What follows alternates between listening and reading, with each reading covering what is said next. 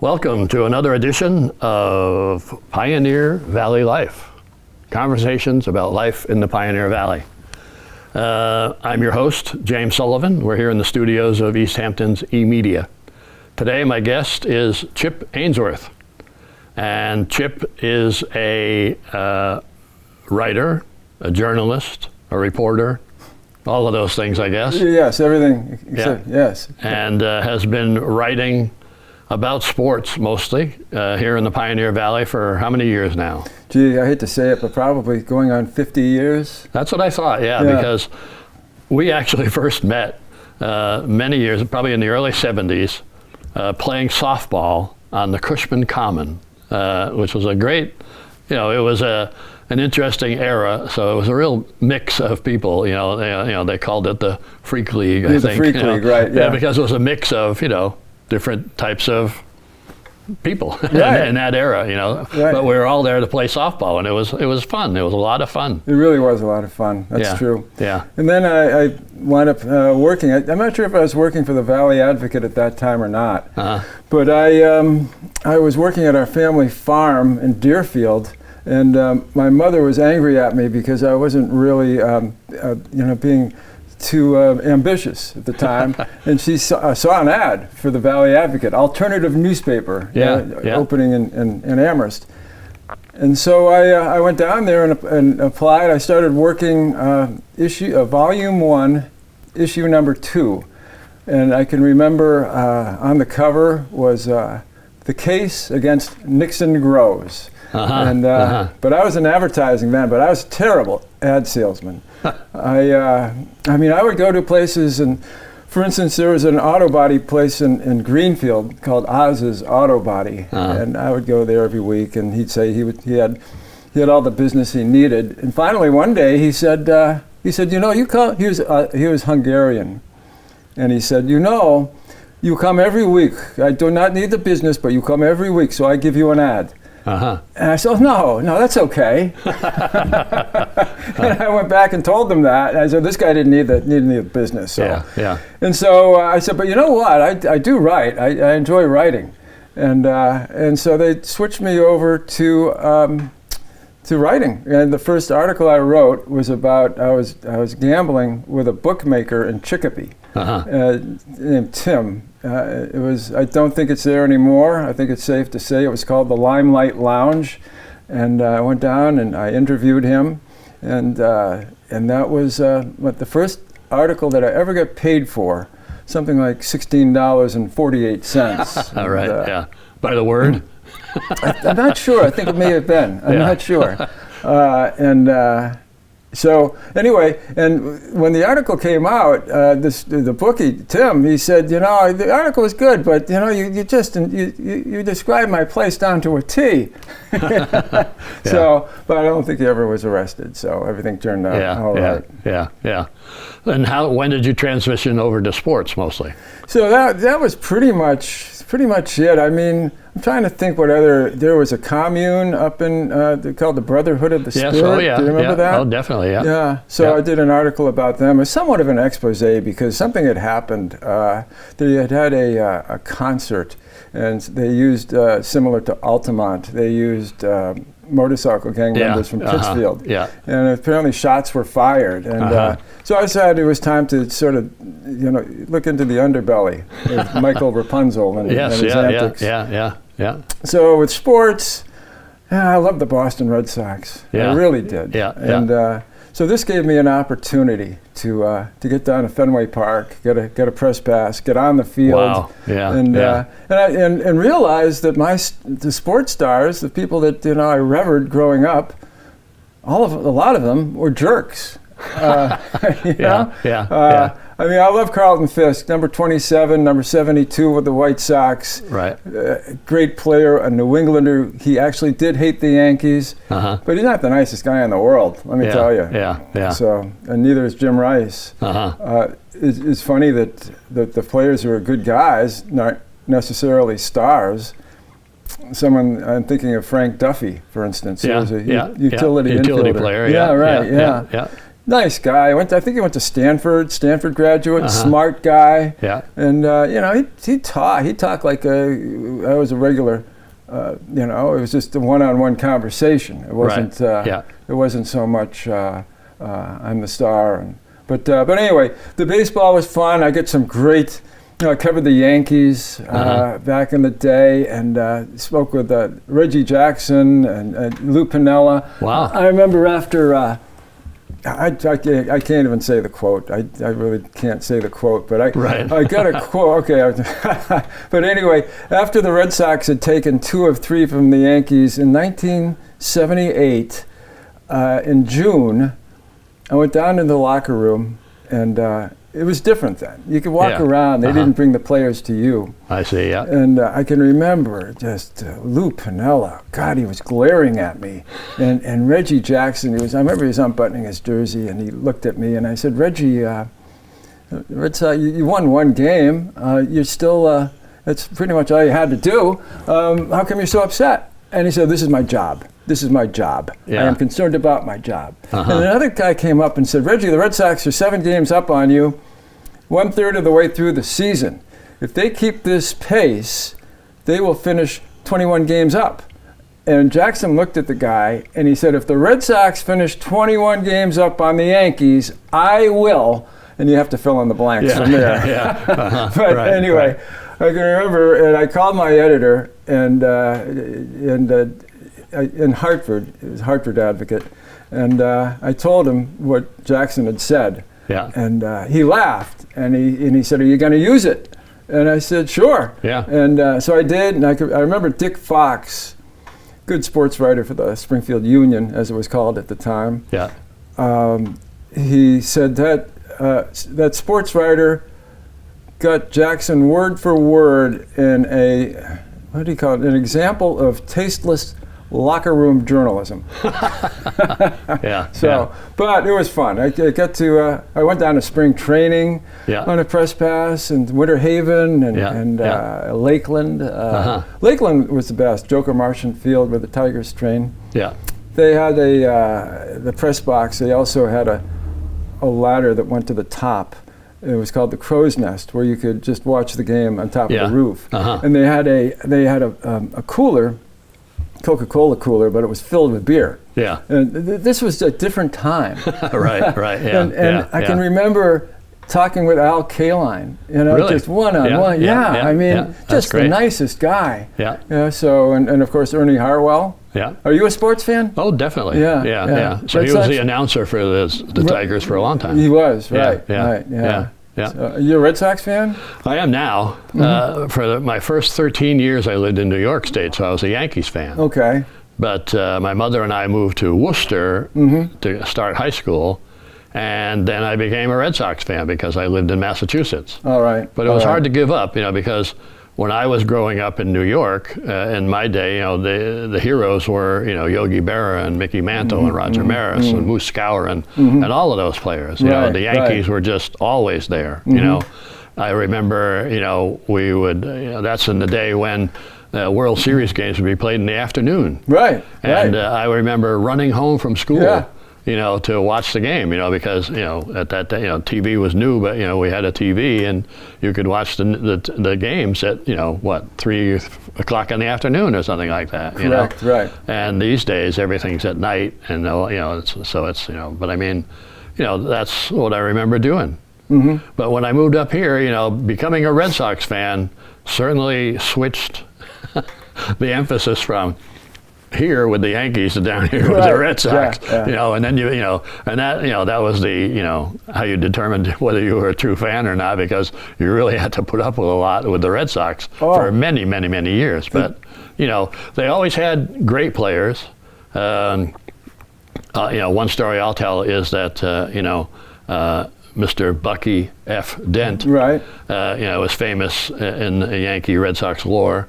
One of my jobs, I was a professional caddy for a while. Okay. And I started out caddying in what was originally the Seniors Tour before it became the PGA Champions Tour. All right. And I worked for a guy named Bruce Crampton, who was an Australian player. And so we were at a tournament in Florida, And this tournament was 2 players, 2 pro players and 2 amateur players. And I walk up to the first tee, the first day, and who was one of the amateurs? Bucky F. Dent. No kidding. So I had to spend the day as a Red Sox fan with Bucky Dent. Did the subject come up at all?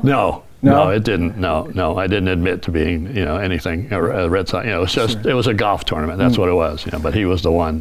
But I met other interesting people down through the years as well. But sure. But I've been a sports fan forever, all sports. And when you watch TV these days, I prefer to have a rooting interest.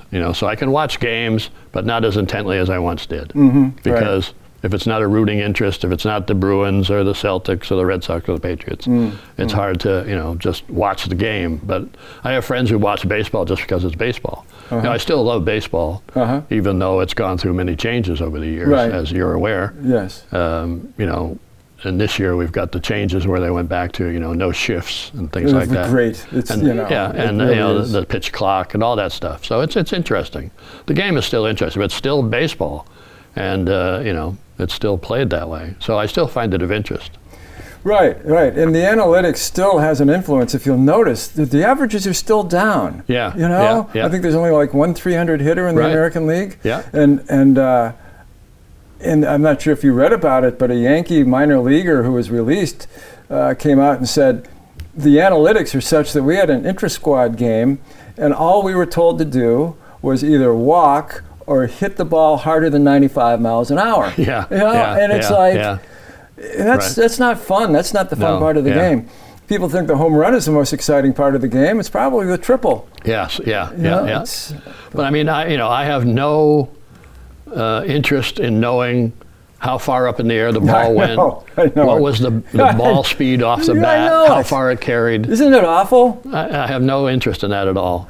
It's the same with I don't even know what OPS means these days. It's taken me a long time to figure it out. I know. And not only that, it's an equation that is hard to determine. Right. I only went so far in math to figure out how to do a batting average, that equation. Yes. That was all I needed. Yeah. Well, the figuring out, I think it's on base and slugging percentage combined. And if you're over 750, it's good. If you're under 750, it's bad. And that's about all I know. But these announcers that come out with the OPS stuff drives me crazy. It does, It's like, why do I need to know that? Yeah. I don't really, I'm interested in the batting average, sure. And I might be interested in the number of home runs and the number of RBIs. But still, it comes down to, when did they hit a home run? When did they knock in an RBI? Was it an important one? That's right. It's so that's what I'm interested to see, is the excitement of the game and who comes up and at the right time, can get a good hit or whatever, or work a walk or whatever. So that's still the interesting part of the game to me. When the Red Sox won the World Series finally. Well, actually, the year before, they almost won the World Series, 2003. They didn't get to the World Series. The 7th game, I was at Yankee Stadium for that game, which had its own sort of Bucky Dent and the guys of Aaron Boone who hit the home run. Yeah. But I was there, and I was up about 3 rows from the top at the Yankee Stadium, of old Yankee Stadium, amongst a group of Yankees fans. But they were nice to me. And fortunately, in the 12th inning, I think it was the 12th inning, I know it was near midnight, I had to go to the bathroom. I've been holding it in. And so I went down, and I'm coming out of the bathroom, and I heard John Sterling going, "It is high, it is far," and it was Boone hitting the home run. So I was able to get out of there. I just started running down the ramps and get out of there and get home about 3 o'clock in the morning. But anyway, so the following year, 2004, it became obvious at the 4th game that the Red Sox were going to win. They had a big lead, and I was at my house in Northfield. And I got in my car, and the game was in St. Louis, and I got in my car and I drove to Kenmore Square, and I parked at Kenmore Square, and I walked amongst the police on their horseback waiting for the riot to happen, and I walked to the back down Lansdowne Street to the back of the wall, the Fenway Park wall, and I touched the wall, and I got back in my car and went home. Finally, it was over.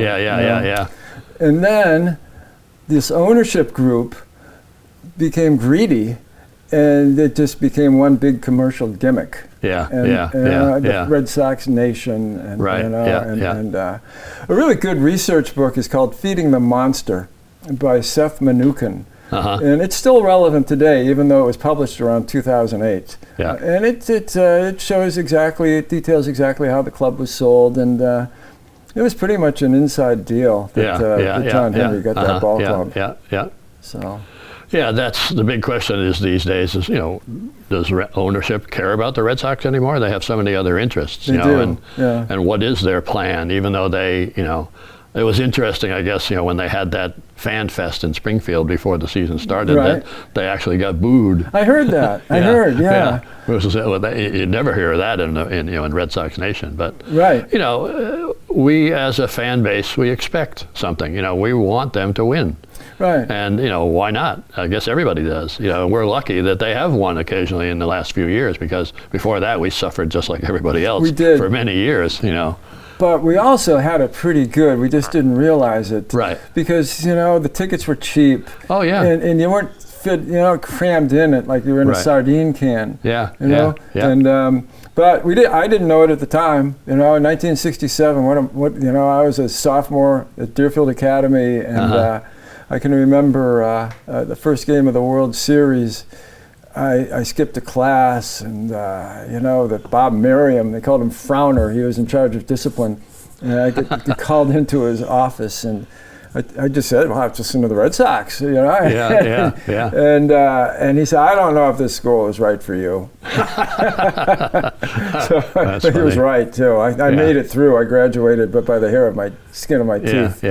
So, one thing, here in the Pioneer Valley, it's not different than any other place, but I always find that it's interesting in the columns that I read, you only do it once a week now, but I mean, you still have a great feel for high school sports. And that's a part of life, in Pioneer Valley life, we tend, national level sports, TV, all this other stuff, but still at some level, where it starts is at the high school level, and you'll get certain players that go on and play in college, and maybe they'll go and get drafted, and maybe they'll play in the minor leagues for 10 years, and that's it. Others will get to be a big leaguer, but starting out in high school sports is interesting, and I know that you cover that, where you mention players who might have been around here many years ago, what they're doing now, coaches who are here, and Western Mass, the Pioneer Valley, has had some success in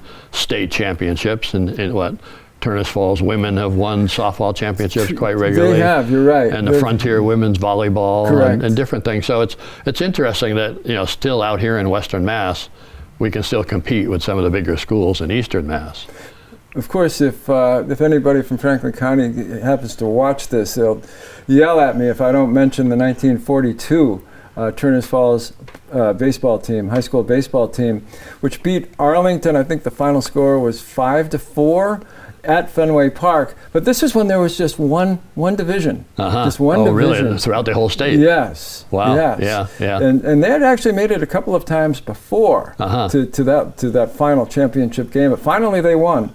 At Fenway Park. And I mean, when I worked for the Greenfield Recorder, every 5 years, clockwork, Walter Kostansky, who was a state rep, but he was also, I think, a pitcher on that team, would call me up because they were having their 5th anniversary. So I would have to rewrite the same story over and over again. So they won't let it go, and I don't blame them. They're trying. No. So. Because for many people, their high school experience is what they live with for the rest of their life. It really is. And then when they have kids, then it's the whole thing, how are they doing in high school sports? And the family, it's a family event, whether it be Friday night or Saturday night or whenever, football. Well, football season, high school football season is about to start. Maybe this weekend, I guess. Yes, it does. As a matter of fact, what's today? Tomorrow's Greenfield High School plays maybe Chicopee Comp tomorrow night. Yeah. So it does start. It does start this weekend. Greenfield football has done pretty well the last few years. It's survived. I have to really give Mike Kaczewski a lot of credit for being able to hold that team together. And I really feel badly for Chris LaPointe, who was the last coach at Turners Falls High School. And I feel badly for the community of Greenfield and Turners Falls because they had such a long rivalry. Yeah. And they genuinely disliked each other. I can remember a friend of mine was taking tickets at the gate for a Greenfield Turners High School game once, and Rob Charbonneau told me that he gave his ticket to a friend of mine, and Rob said that he said, "Geez, Stosh tore my ticket," and he looked at me and he said, "Why don't you go back to Greenfield?" And that turned, the Thanksgiving Day rivalry. I mean, just incredible. Usually won by Greenfield. Right. So, but UMass as well too. I like to cover UMass. I like to criticize UMass because they deserve a lot of criticism for some of the moves. For instance, it took so long to build a hockey rink, which actually was a basketball gymnasium. Let's face it. And hockey was able to sneak in the back door. And they hired two coaches that couldn't do anything. They never won in a hockey-mad state. So finally, Greg Carville has done a great job. He has, gotten national prominence. Really? Yeah. And it's funny. I read ESPN on their website. Always has a story each week about the bottom 10 football teams. And just this week, UMass has gone from the worst to still being number 10 in the bottom 10. Where are they? They're the 10 from the bottom. Okay. But in other words, they're the 10th worst team now? Out of the bottom 10, they used to be the worst.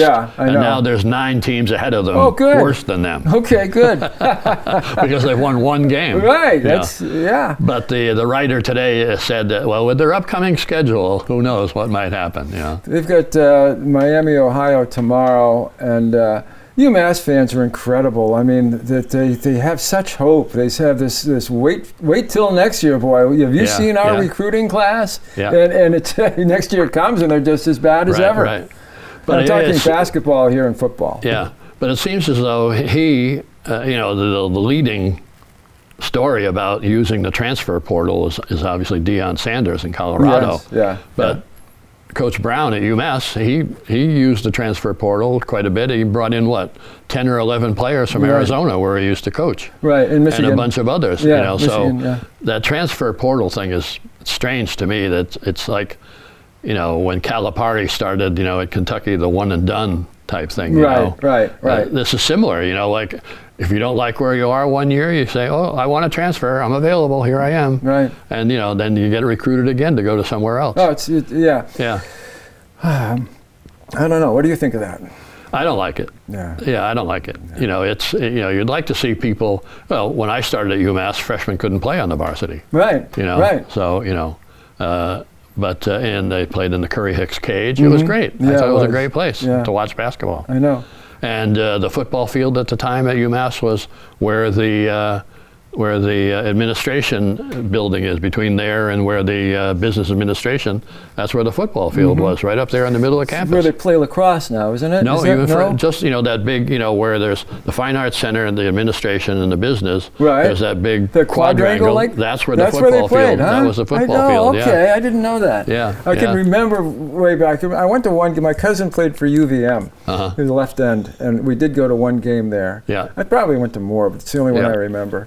And I remember it was just a rainy day, but I could never pinpoint where. Thank you for telling me that. That's where it was, Okay.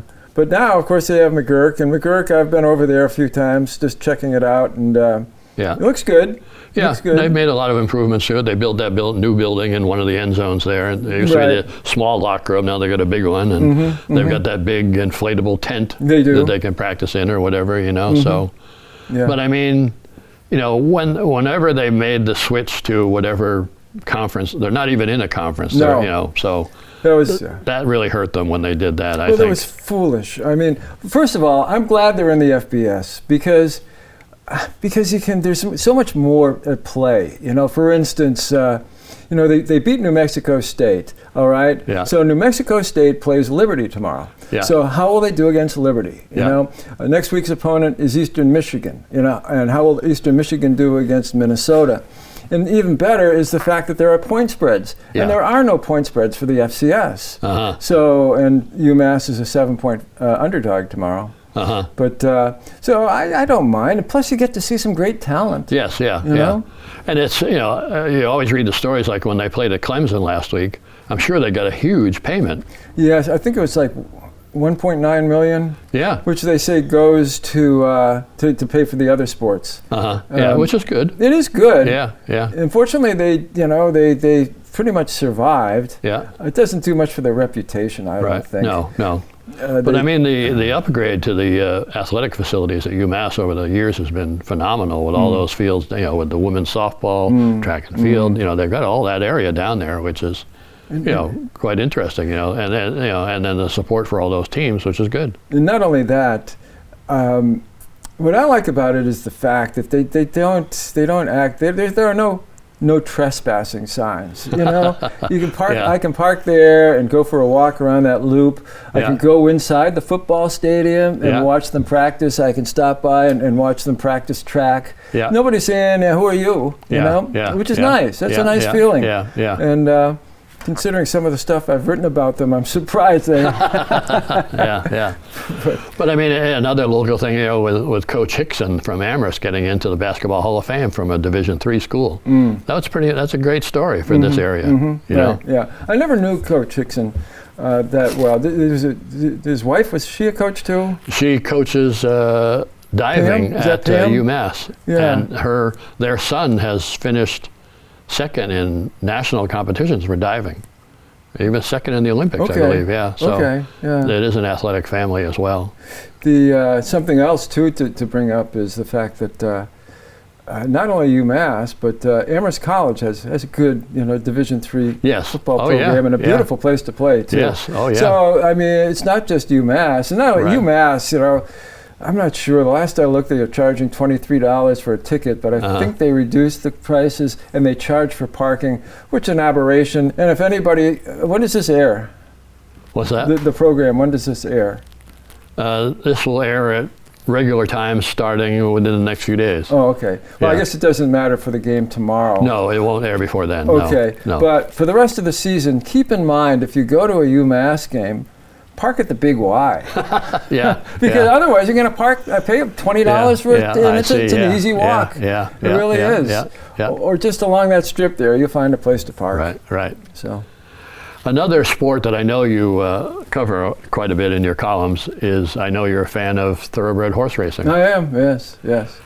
What do you think about all these horses dying? It's terrible. Yeah. It's terrible, and then the whole country, it's matter. I wrote my column about it last week. I was watching, it was August 5th, there was a race, it was called the Test Stakes. There was a horse in there called Maple Leaf Mel. Yes. And Maple Leaf Mel was named after Mel Giddings, who is Canadian. Mel Giddings is a cancer survivor. She is the trainer of that horse. Yeah. The horse is owned by Bill Parcells. Yeah. It was a great storyline for Fox Sports, and they played it up big time. Yeah. And they showed Mel Giddings going through her cancer treatments. They showed her in the barn, in the stall with her horse. Yeah. And the horse. So the race went off. Maple Leaf Mel was a 2-1 favorite. Yeah. And right by the finish line, collapsed and died. Yeah.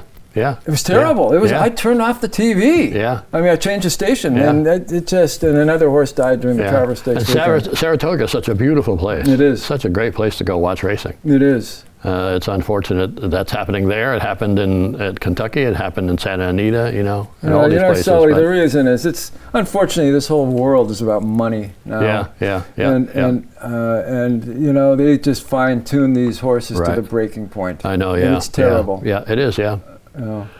Well, Skip, this has been a great conversation. The time has gone by rapidly. Yes, it has. I'd like to thank you for being here. Maybe we'll do it again sometime. It'd be my pleasure. Okay. All right. Thanks very much. Oh, it's my pleasure, Sully. Thank you. And thanks to Easthampton E-Media for the facilities and for this show. Thank you very much. See you next time.